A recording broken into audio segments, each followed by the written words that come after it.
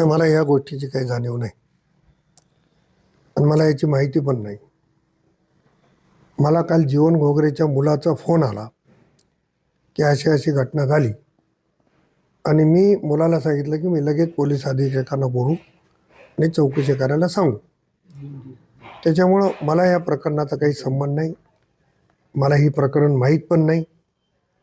त्याच्यामुळं विनाकारण कोणी नाव घेत असेल तर त्याला अर्थ उरणार नाही. सर, काही तुमचा आणि त्यांचा आर्थिक व्यवहार आहे का, होता का? हां, आर्थिक व्यवहार होता काय तुमचा आणि माझा आणि त्याचा दोनाने संबंध नाही, काही आर्थिक व्यवहार असण्याचा काय संबंध आहे.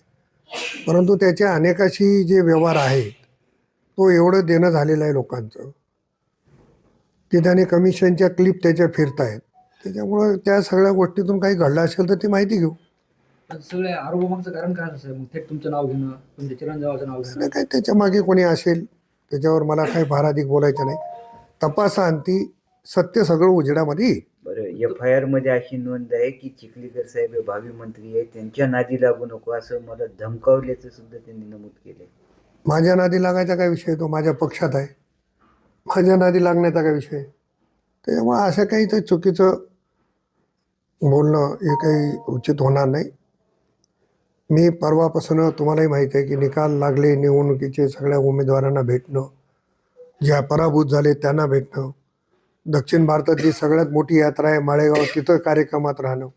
मी त्या कार्यक्रमामध्ये व्यस्त आहे, मला या गोष्टीची सुतारामही माहिती नाही. बरं, माध्यमांशी बोलताना त्यांनी असं सांगितलेलं आहे की हे माझं तिसरं अपहरण आहे. याच्या त्यात सोडून द्या आता, बाकी काय बोलते त्याला मी काही उत्तर द्यायला हे नाही आहे. माझा या गोष्टीची काही संबंध नाही. बरं साहेब, या प्रकरणाचा म्हणजे तपास निष्पक्ष व्हावा अशी मागणी आहे तुमची?